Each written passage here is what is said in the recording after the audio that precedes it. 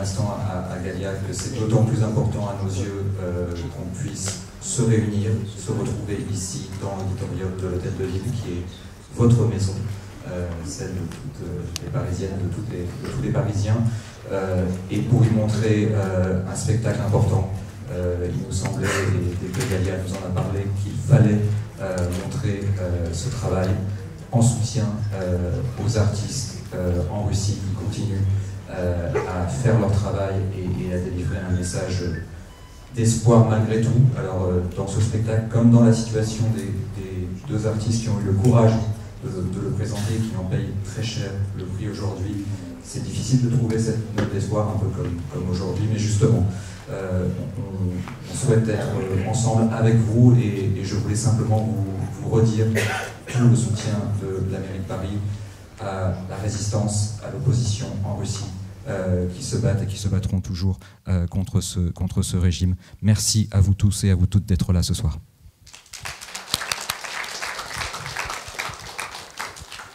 Et encore une chose, après le spectacle, il ne restera même pas 1 heure pour le débat.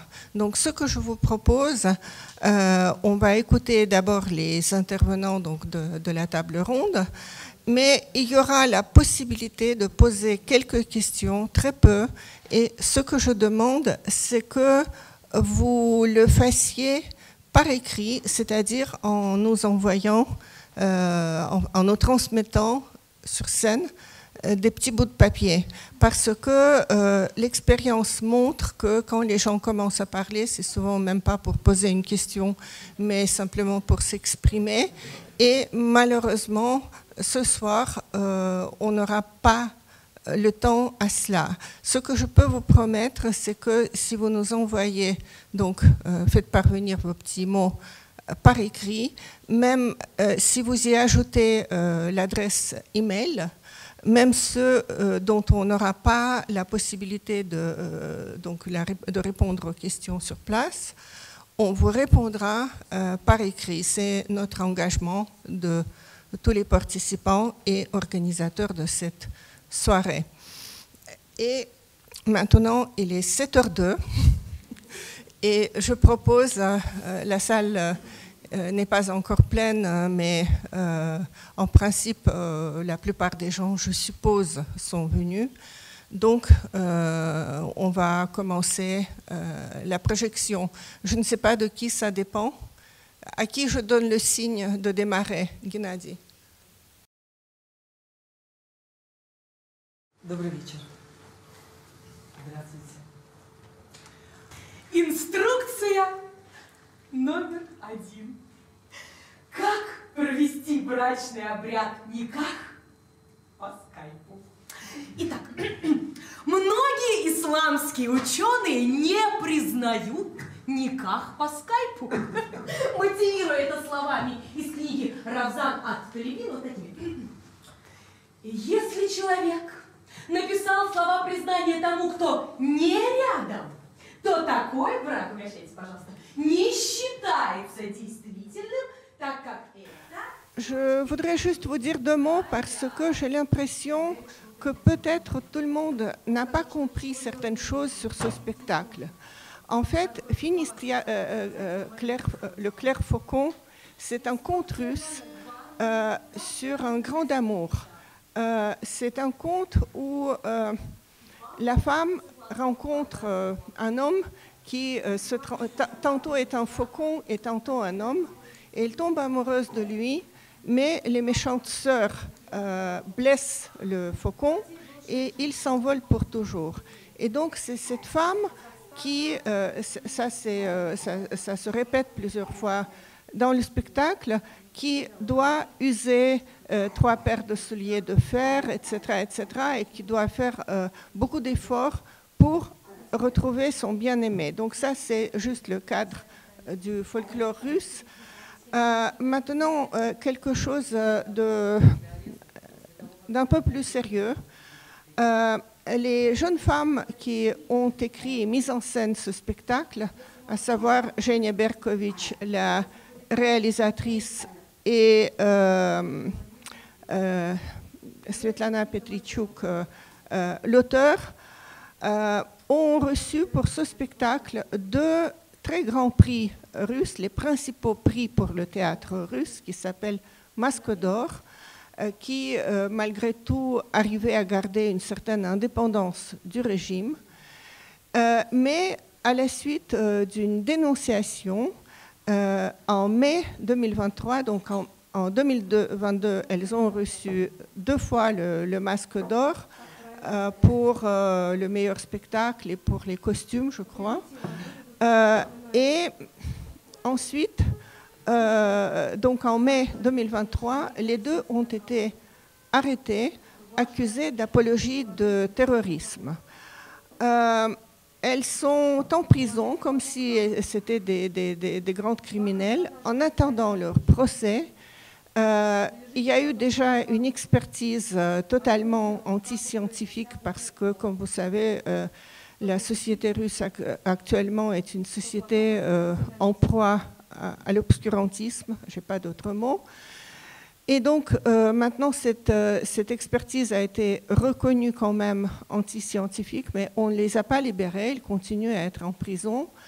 On ne sait pas quand est-ce que leur procès aura lieu. Et bien sûr, je trouve, en liaison avec l'actualité tragique que nous vivons tous actuellement, que c'est assez extraordinaire qu'un État russe, le régime de Poutine, qui d'une part mène une guerre qu'on peut qualifier de terroriste en Ukraine et qui d'autre part soutient ouvertement le Hamas, et après avoir accusé les Juifs, les Ukrainiens de nazis, maintenant accusent les Israéliens d'être les nazis, ça c'est Poutine d'aujourd'hui, accuse ces 2 jeunes femmes d'apologie de terrorisme avec cette pièce que vous avez tous vue. Et donc, l'intérêt du débat d'aujourd'hui, qu'on va commencer d'ici quelques minutes, c'est justement de parler de ce que cette pièce nous dit de l'État russe actuel, de son idéologie, de sa justice, et aussi, bien sûr, un peu du leurre terroriste. Mais avant de procéder à cette discussion, je voudrais donner la parole pour très rapidement à Corina Danielou, qui est à l'initiative de cette projection, pour qu'elle cite un très bref extrait d'une des lettres écrites par Zhenya Berkovitch de prison. Merci Galia. Je vais appeler pour lire ce petit extrait de discours de Zhenya, notre amie, une actrice russe de Moscou, Masha Chuprinska, qui elle-même a été obligée à fuir son pays après le début de la guerre avec son mari et ses 2 enfants. Et Masha connaît bien Zhenya et Svetlana. Bonsoir. 2 месяца мы находимся в тюрьме. На воле находятся 2 детей, одна из которых несовершеннолетняя, вторая совершеннолетняя, обладающая довольно серьезными ментальными диагнозами. Обе девочки были мной удочерены. Я хочу просто иметь возможность обнять детей. 4 года мы работали над тем, чтобы они по ночам не кричали и не рыдали, что мама исчезнет, что маму посадят. Они знают, что такое мама в тюрьме. Они провели большую часть жизни в детском доме. Они знают, что если у ребенка мама в тюрьме, это значит, мама не вернется, и ты останешься в детском доме. Так не может быть. Так по закону просто не может быть то, что происходит сейчас. Все, спасибо, плачет. Nous sommes en prison depuis déjà 2 mois. J'ai 2 enfants qui m'attendent à la maison. L'une est mineure et l'autre adulte a des problèmes de santé mentale sérieux. J'ai adopté ces 2 filles. Je veux juste pouvoir embrasser mes enfants. Cela fait 4 ans que nous travaillons pour qu'ils se sentent accueillis, qu'ils ne crient pas et ne sanglotent pas la nuit en pensant que leur maman va disparaître, que maman va aller en prison. Elles savent ce que c'est d'avoir une mère en prison. Ils sont passés la majeure partie de leur vie dans un orphelinat. Elles savent que si la maman d'un enfant va en prison, cela signifie que sa maman ne reviendra pas et qu'il va rester dans un orphelinat. Ce n'est pas possible. Comment la loi peut permettre ce qui se passe aujourd'hui? C'est tout. Merci. Genia pleure. Je pense que ces paroles nous bouleversent nous tous. Ça fait 5 mois que Genia Berkovitch et Svetlana Petrichuk sont en prison. Et je pense que nous avons une énorme chance avec vous de vivre dans un pays libre. Genia et Svetlana, malheureusement, n'ont pas cette chance-là. Elles sont en prison et ils ne savent même pas quand est-ce qu'ils vont revoir leur famille et leurs enfants. Et je vous remercie tous d'être ici ce soir parce que votre soutien compte beaucoup pour elles. Et je pense que Masha veut ajouter un petit... Je parle français un peu, je dis russe, Карина, traductrice. Я хочу сказать, что вот у нас, обратите, пожалуйста, внимание на этот столик. Здесь можно в корзинке будет взять открытки или листы бумаги и написать что-то для Жени и для Светы, а также для Саши Скочеленко. Ее история есть на французском языке, на обратной стороне листа, где про нее написано. У нее тоже идут суды прямо сегодня, в эти дни. Она наша коллега, художница, которая поменяла ценники в магазине на информацию о том, что происходит в Украине, в русском магазине в Санкт-Петербурге. Вот. Вы можете взять ручки, открытки, бумажки, написать желательно на русском, но если вы напишете на французском, тоже хорошо, мы переведем и отправим им этот перевод, все отправим из Парижа. Большое спасибо, что вы пришли и рассказываете о том, что вы видите своими глазами дальше. Спасибо. Merci Masha. Masha voulait vous dire qu'ici à l'entrée, vous avez une lettre de soutien et aussi de petites cartes postales dans le panier que vous pouvez signer, écrire à Genia et Svetlana.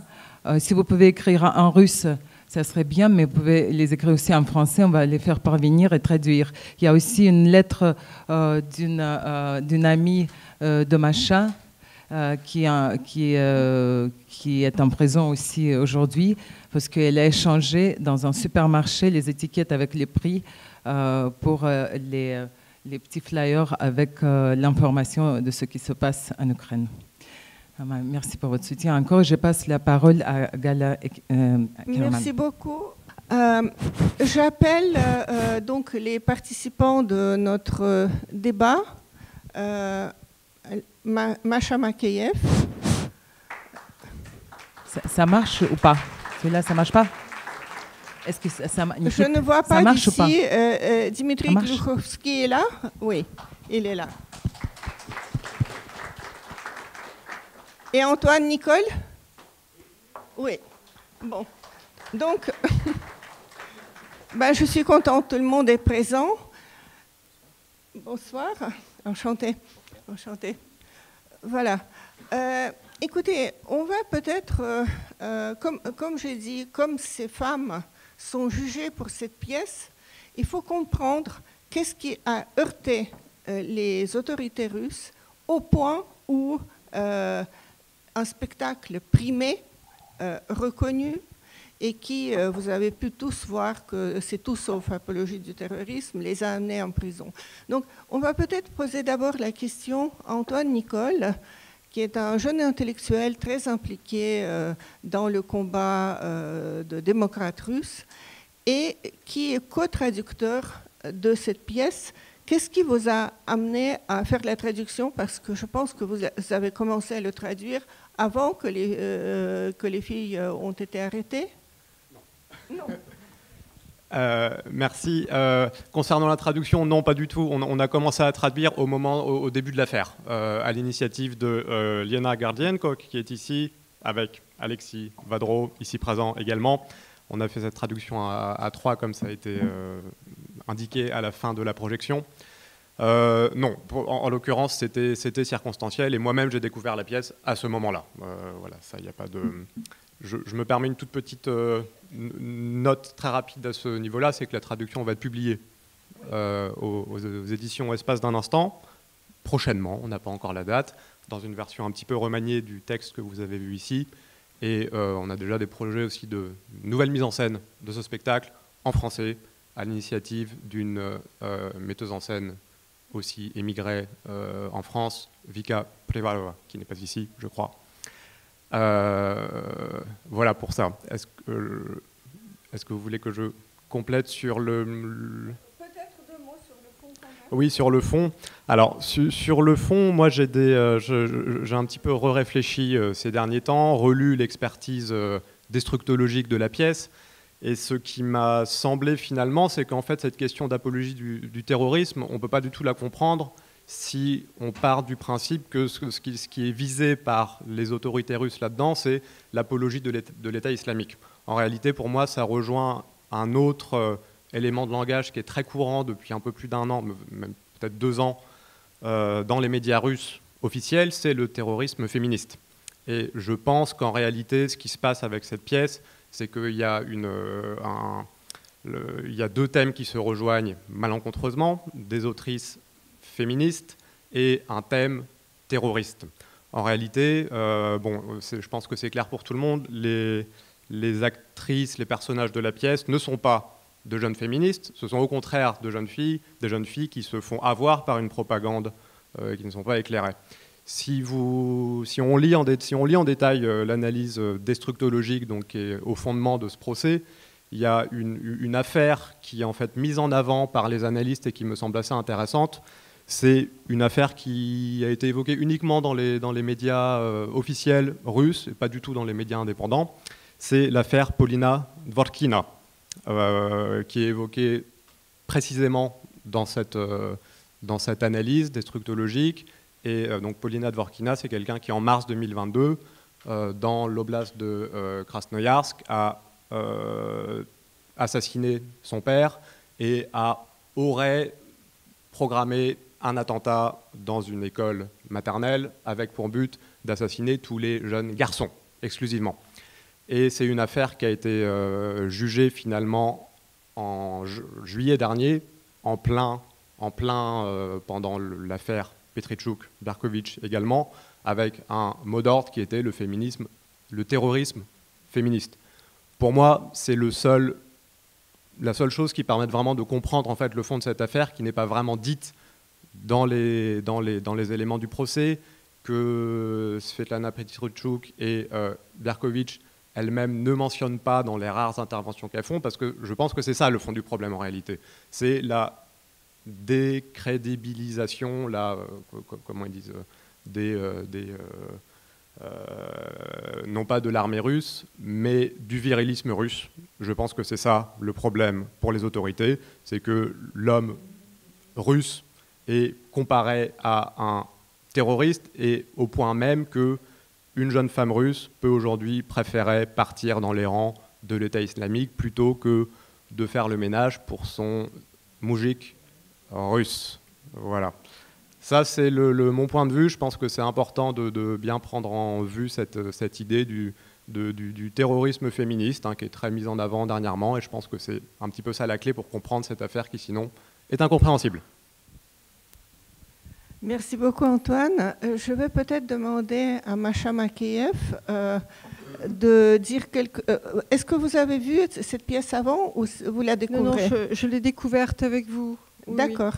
Oui. Donc, quelle est votre impression, pas très long, et pourquoi pensez-vous en quoi cette pièce dérange? D'abord, je voudrais saluer elle dérange d'abord parce que c'est une œuvre d'art très belle et que la beauté a toujours dérangé, notamment à des moments clés de l'histoire de la Russie. Et je voulais saluer aussi, vraiment le jeu des actrices et cet autre langage qui est celui des corps, qui est celui des voix, qui va bien au-delà des mots. Et je voulais vous dire aussi ce que je ressentais, je suis assez bouleversée, comme vous pouvez le constater, parce que cette impossibilité de faire du théâtre, cet empêchement des femmes à faire du théâtre, et là jusqu'à les emprisonner, c'est une chose qui est absolument, ce soir encore, intolérable. Bien sûr, l'histoire est parcourue de ces récits-là, de ces dramaturges empêchés, de ce silence imposé aux œuvres d'art, et aussi la coercition à l'égard du corps du poète, en l'occurrence de poétesse. C'est quelque chose qui est intolérable. Et ce soir, je suis bouleversée par ce que j'ai vu, et j'ai une colère très très très ancienne dont j'ai hérité et qui ce soir se manifeste. Je voulais vous dire aussi que bien sûr l'analyse que vous faites est extrêmement pertinente, et il se trouve aussi en plus que le théâtre est toujours métaphorique et qu'il va beaucoup plus loin toujours que ce qu'il dit et que ce qu'il propose. Il va plus loin que l'intelligence, et parce qu'on est bouleversé dans notre rétine, nos os, notre corps, notre âme, ce théâtre-là se met à dire encore davantage sur l'empêchement, davantage sur la violence qui est faite dans la non-réconciliation des hommes et des femmes aussi. Je pense que ça aussi, c'est politique. Que ça aussi, cette impossibilité d'aller d'une race d'hommes à une autre race d'hommes, et il y a un vide absolu et il n'y aura que la punition pour ces femmes. Je pense que là aussi, il y a un projet politique. Voilà, je pense que je ressens tout ça, pardon, c'est un peu désordonné parce que je suis assez bouleversée, mais je ne vais pas cesser de penser à ce que ces femmes m'ont dit ce soir, nous ont dit, et je voudrais leur rendre hommage à l'une et à l'autre et à toutes ces femmes qui jouent, au public aussi qui est venu dans ce petit théâtre. Je pense que ce n'est pas si simple pour ce public, et leur dire que l'une et l'autre sont mes sœurs de scène, même si moi je travaille dans un pays libre, où la parole des femmes n'est pas toujours aussi simple pour se faufiler et se faire entendre et trouver sa place, mais il n'y a tellement pas de comparaison. Voilà, je voulais leur rendre hommage et leur dire que définitivement, elles sont mes sœurs de scène et que je les remercie. Merci beaucoup, Masha. Je voudrais maintenant donner la parole à l'écrivain Dmitri Glouchovski, qui non seulement est un excellent écrivain, mais représente un autre exemple de cette oppression, parce que lui-même, je pense que je ne me trompe pas, a été condamné par contumace à 8 ans de prison l'année dernière pour quoi exactement, les fakes sur l'armée russe? Voilà, oui. Comment dire, distribution des actualités délibérément fausses sur l'armée russe. Voilà. Article 207.3. Ben, bravo, bravo, et je suis heureuse que vous avez pu quand même échapper à ces 8 ans de prison. Et donc maintenant, j'aimerais que vous nous disiez, vous avez découvert ce spectacle ce soir, d'après ce que je sais. Quelle est votre appréciation? Qu'est-ce qui dérange les autorités au point de vouloir mettre en prison, et elles sont déjà depuis le mois de mai en détention provisoire en attente du procès? Qu'est-ce qui les dérange à ce point? Qu'est-ce que ça nous dit de la société russe? Avant de vous donner la parole, juste une petite seconde, parce que Antoine a mentionné l'expertise de destructologie. Destructologie est une pseudoscience qui est à peu près comme les thèses de Lysenko ou en génétique, ou les thèses de Marr dans la linguistique, mais seulement c'était à l'époque de Staline. Qu'on ait de nouveau de pseudo-savants qui font des pseudo-expertises, bien sûr toujours à charge contre les ennemis, entre guillemets, du régime, c'est quelque chose d'assez extraordinaire. Encore une fois, c'est le règne de l'obscurantisme. Je donne la parole à Dimitri. Bonsoir, oui.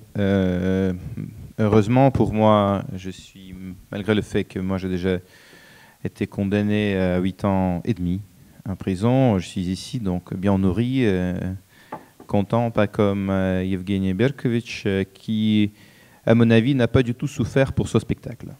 Ouais, le spectacle a été fait il y a plusieurs années, il a été nominé, il a gagné des prix, et maintenant que le moment où la lutte du régime russe contre l'islamisme, il est assez lointain, assez lointain que l'État islamique. Là.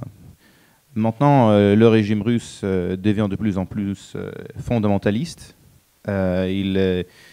Il se base beaucoup sur le support de l'Église orthodoxe d'un côté, mais de l'autre côté, il se base sur le fondamentalisme islamique. Tchétchène, par exemple, dans la version de Ramzan Kadyrov, on sait bien que Tchétchénie aujourd'hui, c'est presque un califat, avec les normes très strictes de charia et, voilà, et une intolérance absolue pour les gens qui ne seront pas d'accord. Donc et là, c'est maintenant, même il y a un procès contre Angarus qui a brûlé un Coran en Russie. Et il a été délivré aux Tchétchènes sans aucun prétexte légal. Et là, elle était battue par le fils de Ramzan Kadyrov sur caméra, vidéo enregistrée. Et la justice russe n'a rien fait. Donc voilà. Et tout ça pour dire que c'est pas le problème, c'est pas la glorification présumée du fondamentalisme ou du radicalisme musulman. Pas du tout. Le truc, c'est que pour expliquer un peu ce qui se passe, il faut comprendre ce qui se passait et ce qui se passe toujours maintenant dans la culture russe.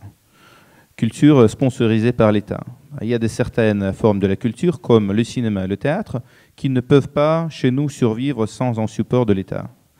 Donc, le cinéma, vu son potentiel d'atteindre les publics, les audiences assez larges, a été mis sous le contrôle de l'État très proche et très strict depuis des années. Les réalisateurs et les producteurs ont dû recevoir une bénédiction de l'État pour recevoir un financement, et ils ne pouvaient pas en fait ni avoir des projections ni même faire de tournage sans financement d'État. Il n'y avait presque pas de production indépendante, tout a été contrôlé directement ou indirectement par les fondations, les oligarches qui finançaient le cinéma comme Roman Abramovich par exemple, toujours rapporté à l'État. Les plateformes, soi-disant, les services de vidéo on demand comme Netflix, version russe, sont tous contrôlés directement ou indirectement par l'État, soit pour un grand capital qui, lui, il reporte à l'État. Donc, tout ce qui est cinéma, c'est contrôlé. Le théâtre, c'était aussi contrôlé. Par contre, les autorités russes culturelles, l'administration du président, qui est en charge du contrôle de l'espace idéologique et culturel, a décidé que ça va être un espace réservé, espace sûr, dans certaines libertés d'esprit. Et à partir des années, on dirait de 2009 peut-être, après l'arrivée de Dmitry Medvedev comme président intérim au pouvoir, le théâtre a été relativement libre. Kirill Serebrennikov, qui vient de lancer Lohengrin ici à l'Opéra de Paris, était un des pionniers en fait de cette nouvelle culture théâtrale. Elle a amené la culture européenne du théâtre en Russie, surtout le théâtre allemand. Et elle a pu transformer, réformer et réfléchir d'une manière incroyable le théâtre russe, qui est devenu, pendant les 10 dernières années, un théâtre avant-garde, très puissant, très intéressant, très vivant. elle a pu séduire les audiences, le public qui a longtemps perdu en espoir que le théâtre russe puisse jamais faire quelque chose d'intéressant. Donc le public dans les grandes villes comme Moscou, Saint-Pétersbourg a recommencé, a repris l'habitude de venir en théâtre. Le théâtre est devenu un espace de discussion vivante et très vive, je dirais, de thèmes les plus actuels, sociaux et politiques. Et ça a été vraiment intéressant, vraiment vivant, vraiment actuel et très bien fait, en fait. Les spectacles russes ont commencé de gagner des prix sur le festival, dans le cadre des festivals internationaux, etc. Dont ce spectacle-là. Après le début de la guerre, l'indépendance de la culture russe est devenue impensable et impossible.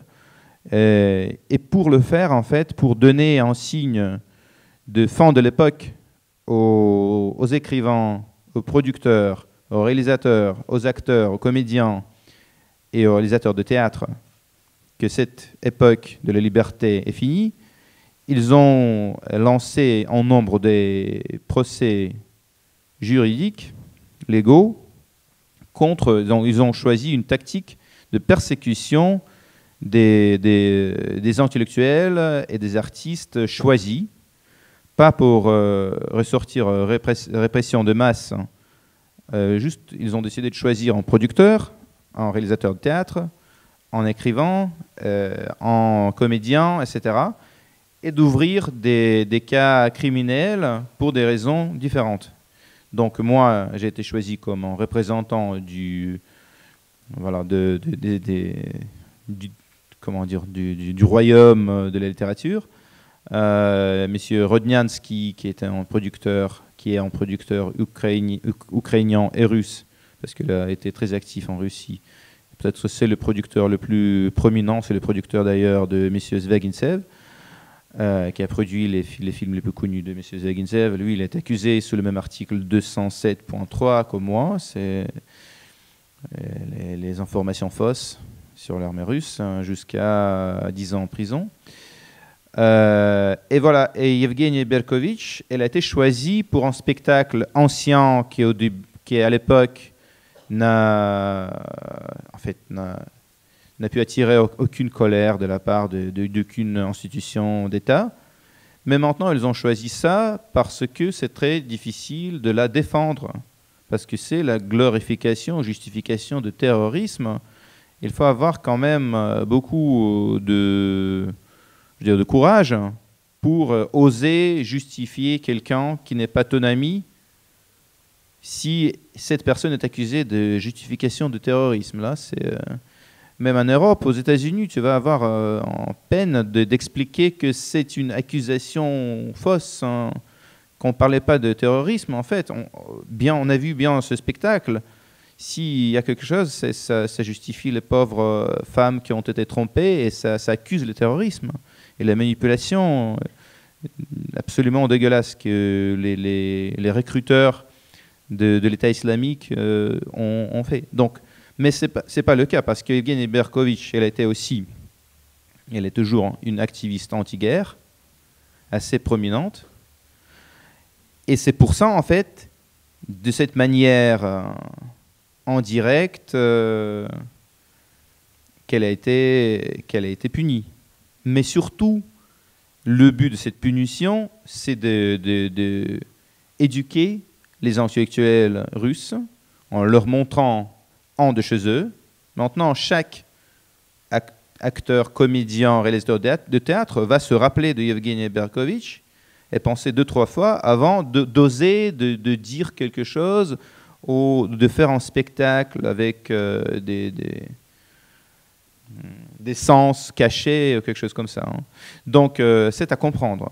Et pour vous ajouter un peu plus de détails, je peux vous dire que moi, maintenant, je suis entré dans cette sphère théâtrale avec certains amis réalisateurs. On lance des projets en Europe. Et donc, je suis en contact. Je sais comment ça fonctionne. Vous savez bien que chaque théâtre moscovite est là en petit chat de WhatsApp. Donc, les comédiens et les acteurs de théâtre moscovite, qui sont d'ailleurs bien sûr tous financés par l'État, donc ils ont plus ou moins zéro liberté. Tous les thèmes qui sont douteux, je dirais, au double sens, ça a été bien sûr supprimé, enlevé du programme. Moi, le jour même, quand j'étais déclaré recherché, parce que j'ai été accusé, mon seul spectacle qui parlait des injustices du système pénal russe a été supprimé, parce que le théâtre Yermolova, juste en face de Kremlin, où mon spectacle réalisé par Maxime Didenko était programmé pendant 3 ans, parce que ce théâtre, collabore officiellement avec le comité d'investigation de l'État russe. Je ne sais pas pourquoi, mais ils ont décidé de faire ça. Ils sont patronnés par le comité d'investigation. Et donc, dans les chats, ils sont forcés d'envoyer l'argent pour nos petits gamins qui sont sur la ligne de front en Ukraine. Ils ont besoin de drones, ils ont besoin d'uniformes, etc., etc. Donc les artistes sont obligés par les directeurs de théâtre de contribuer, d'envoyer l'argent pour que cette responsabilité pour la guerre et cette implication et complicité dans la guerre soit distribuée sur tout le corps des comédiens, des réalisateurs, des travailleurs de théâtre, etc., etc. Donc, on supprime avec cela le dernier vestige de liberté d'esprit qui existait dans la culture russe. Maintenant, il en reste la littérature, mais les éditeurs maintenant ont été en fait monopolisés par les proxys de Vladimir Poutine, donc il n'en reste plus d'éditeurs indépendants. Et ce qui se passe avec Evgeny Berkovitch, c'est juste en signe à cet espace libre, qui était avant libre, de nouveaux temps, où maintenant la culture doit être absolument loyale et fidèle à l'État. Voilà, et desservir juste les besoins patriotiques du régime de Vladimir Poutine. Voilà. Merci beaucoup, Dmitri, pour cette mise au point qui est très importante. Mais je pense quand même qu'il y a une raison plus particulière encore qui a été partiellement évoquée par Antoine Nicole. Pourquoi ce spectacle précisément? Il n'est pas si ancien que ça d'ailleurs, je crois qu'il date de 2021. Il a été primé en 2022, mais entre-temps, en effet, l'opération militaire spéciale, comme on appelle la guerre d'agression contre l'Ukraine, a fait que le pouvoir a besoin de resserrer non seulement l'emprise sur la culture, mais ce qu'on appelle les agrafes, qui sont le mode traditionnel, la société patriarcale, la société machiste. Et je pense que, personnellement, je pense que dans ce spectacle, ce qui est frappant, c'est que cette femme cherche en quelque sorte une vie meilleure, une vie totalement idéalisée et qui ne correspond pas à la réalité, en fuyant la réalité qu'elles connaissent bien. Et c'est une réalité où les hommes sont souvent des brutes, où les hommes sont des machos qui ne se donnent même pas la peine d'essayer de comprendre ce qu'éprouvent leurs épouses, leurs compagnes, leurs amantes, etc. Il y a aussi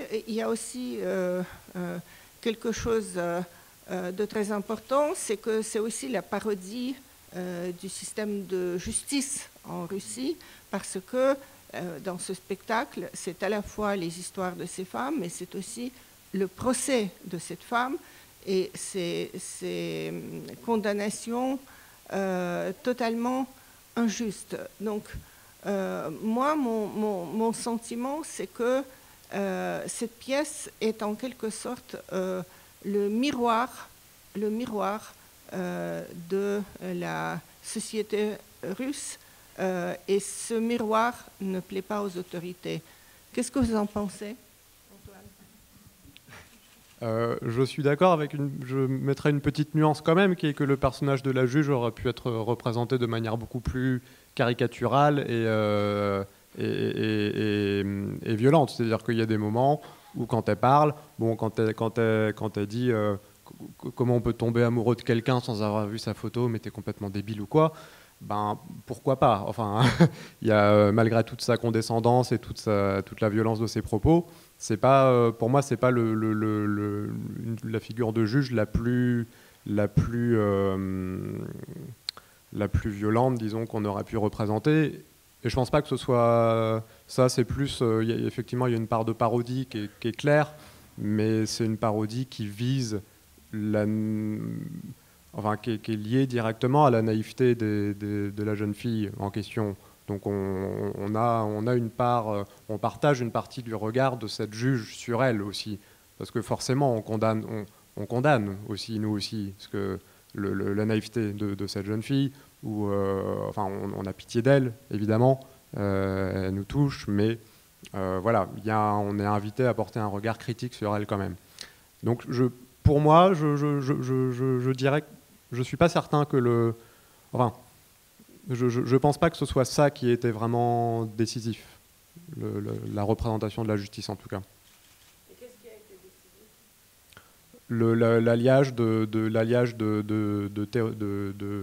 Du thème terroriste, enfin le sophisme qui réunit le thème terroriste et la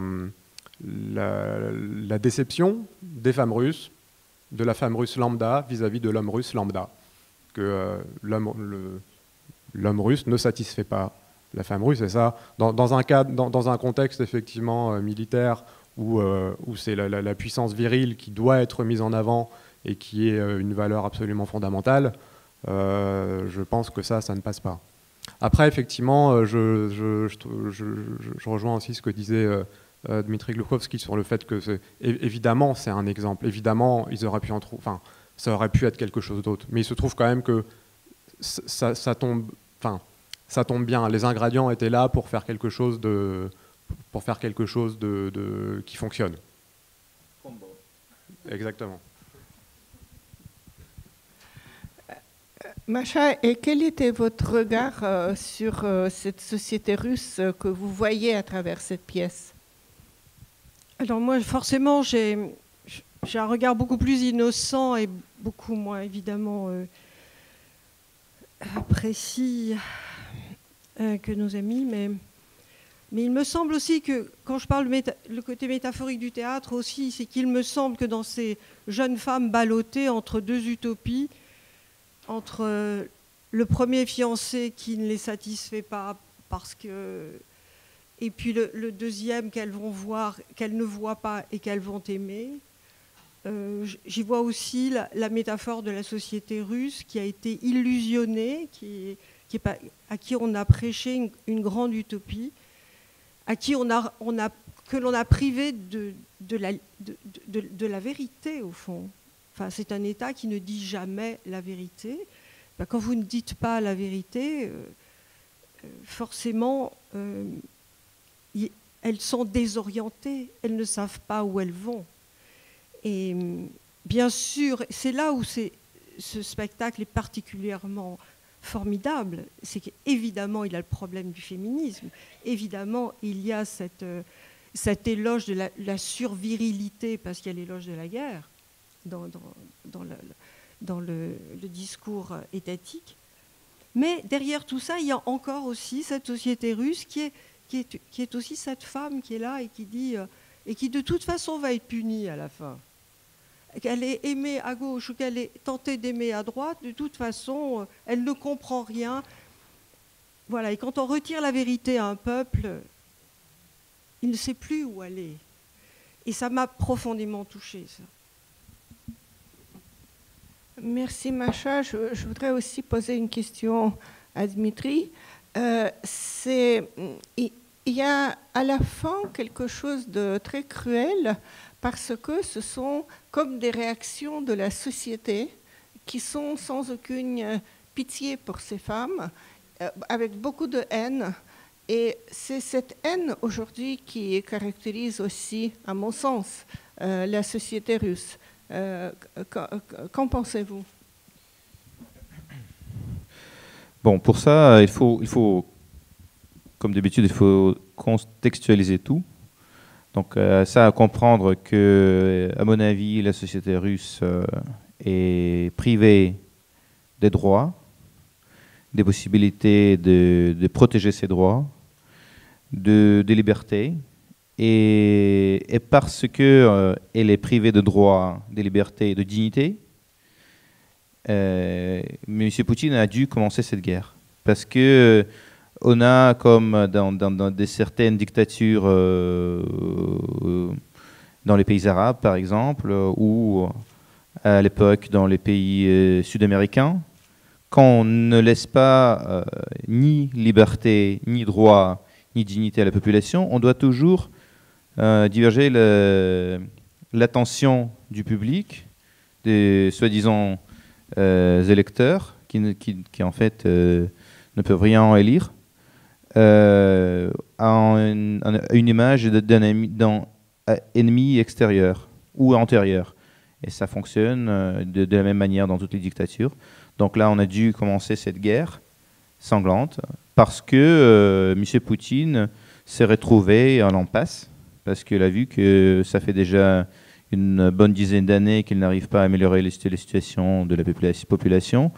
Il a commencé à confronter, apparemment, selon une sociologie secrète, une manque de légitimisation. Et voilà, et donc une petite guerre victorieuse pourrait, à son avis, comme à l'avis de Nicolas II, résoudre le problème. Donc, mais ça ne résout pas le problème le plus important, c'est ce qui fausse de liberté et fausse de dignité. Les gens sont menacés, les gens sont en fait enragés d'une manière expresse pour qu'ils ne pensent pas aux personnes qui en fait les suppriment, quoi. Et c'est l'État et c'est M. Poutine. C'est comme dans une bande de singes où quand il y a un alpha va battre le bêta, et le bêta ne peut pas battre l'alpha, donc il va battre le gamma. Et gamma ne peut pas battre le bêta qu'il a battu, donc il va battre les femelles et les enfants. Et ça fonctionne comme ça chez nous aussi. C'est le régime qui ne te permet pas d'avoir une vie digne qui est à l'origine de tes souffrances, mais tu ne vas jamais oser t'opposer au régime parce que tu sais que tu vas rien avoir, mais tu vas être sûrement puni pour l'avoir osé. Donc, ce que tu fais, tu vas haïr les gens, les cibles permis par le pouvoir. Par exemple, l'Occident, ou les gays, ou les Ukrainiens. Donc, ils te désignent en cible de ta haine qui est permis, et tu vas haïr les gens avec toute ton énergie négative qui origine en fait dans une manque totale de dignité humaine dans ta vie quotidienne. Tu sais que si tu jamais confrontes l'État, tu vas être écrasé, tu vas jamais être capable de prouver rien. Et donc, mais cette énergie négative d'être humilié d'une manière quotidienne s'accumule. Elle a besoin absolument de trouver une sortie. Et voilà, donc ça, par exemple, une femme accusée par le régime de n'importe quoi, c'est en cible légale, et toute la frustration et toute l'humiliation, toute l'énergie négative va trouver cette sortie et immédiatement sortir contre comme en fleuve contre les gens désignés comme en cible légale. Ou ça peut bien être les Ukrainiens, ou ça peut être bien les Occidentaux, les Américains par exemple. Mais à mon avis, la demande la plus importante que la société russe a, et depuis des centaines d'années, c'est la demande de justice. Et c'est exactement ce besoin de justice qui a été manipulé par les communistes et les bolcheviks, qui ont trompé le peuple russe en lui promettant cette justice, mais en le rendant esclave de nouveau. Et c'est exactement la même chose qui se passe maintenant. C'est la demande de justice, mais il n'est pas possible de satisfaire cette demande de justice sans renverser le pouvoir de M. Poutine, qui lui, il est l'incarnation de l'injustice sociale et économique, parce que lui, il a pu quand même mettre tout le pays sous son contrôle, et peut-être la personne la plus riche au monde, etc. etc. Donc, il ne peut pas forcément construire un État social, parce qu'il devrait dire adieu à tous ses capitaux volés, et voilà. Donc, c'est pour ça que ce sentiment de l'injustice s'accumule, ce sentiment d'humiliation s'accumule. Il le manipule en prétendant que la Russie avait perdu par trahison de l'Occident la guerre froide. La Russie est disparue parce que l'économie ne fonctionnait pas, c'est clair. Mais c'est beaucoup plus facile d'accuser les traîtres, les francs-maçons, les juifs, les caucasiens, les américains. Ça marche depuis toujours. Chez nous, ça marche très bien. Le peuple est assez naïf. Mais de nouveau, avec toute son naïveté, je pense que le besoin le plus important, et la demande la plus importante, c'est la demande de la justice, après laquelle il est bien possible qu'un jour arrive où on demanderait aussi le respect des droits. Pas droits de l'homme, c'est trop abstrait pour la Russie, on n'est pas là encore. On doit quand même faire un parcours de dizaines d'années pour comprendre la connexion, la liaison entre les droits, les libertés et une vie digne. On n'est pas là encore. Mais déjà, je crois que la justice et une vie digne, une vie humaine digne, c'est ça la demande la plus importante. Et ça qu'on voit ici, c'est la frustration. Donc, ce qui décrit et explique tout dans la société russe, c'est la frustration. C'est l'impossibilité et l'impuissance du régime, qui est un régime corrompu, un régime usurpateur, je sais pas, un régime d'usurpation, de manipuler le conscient, le subconscient, par des mensonges, par la propagande, par une guerre ensanglante, etc., juste parce que la justice chez nous est impossible. Voilà. Merci beaucoup. En tout cas, je dois remercier encore Corina Danielou qui donc nous a aidés à voir ce spectacle. Et attendez, c'est pas fini, hein, c'est pas fini. Et et qui nous a donc permis cette plongée au sein de la société russe.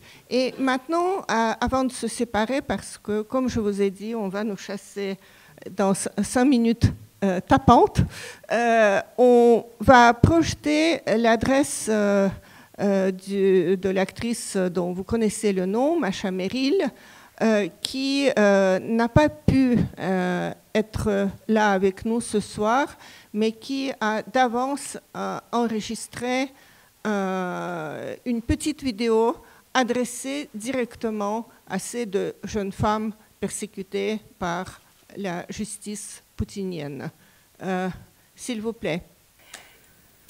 Chère Zhenya Berkovitch, chère Svetlana Perdichuk, je m'adresse à vous, même si je pense que ce message ne vous arrivera jamais, parce que je tiens à vous dire à quel point je suis bouleversée par votre situation. J'ai vu votre photo dans Novaya Gazeta. J'ai été saisie par votre jeunesse et surtout par votre regard. C'est pas juste ce qui vous arrive. J'en suis d'autant plus sensible à cause de ma vie d'actrice et ma vie d'écrivain. Et je savoure la liberté que j'ai en France pour m'exprimer. Et sachez que rien de ce que vous faites et du courage que vous avez eu ne sera inutile. Ça servira pour la nouvelle Russie, une autre Russie. C'est comme ça que nous avons appelé notre festival de cinéma russe que nous présentons depuis 10 ans à Paris et dont je suis une des organisatrices.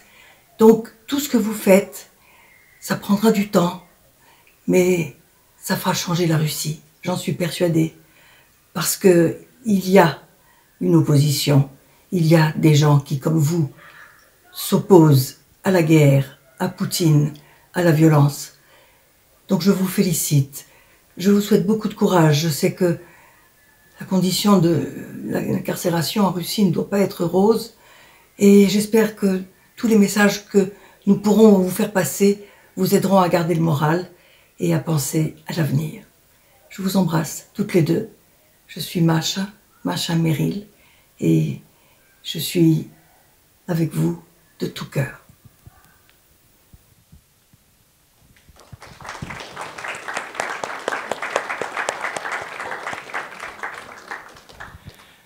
Merci beaucoup d'être venu ici et à la prochaine.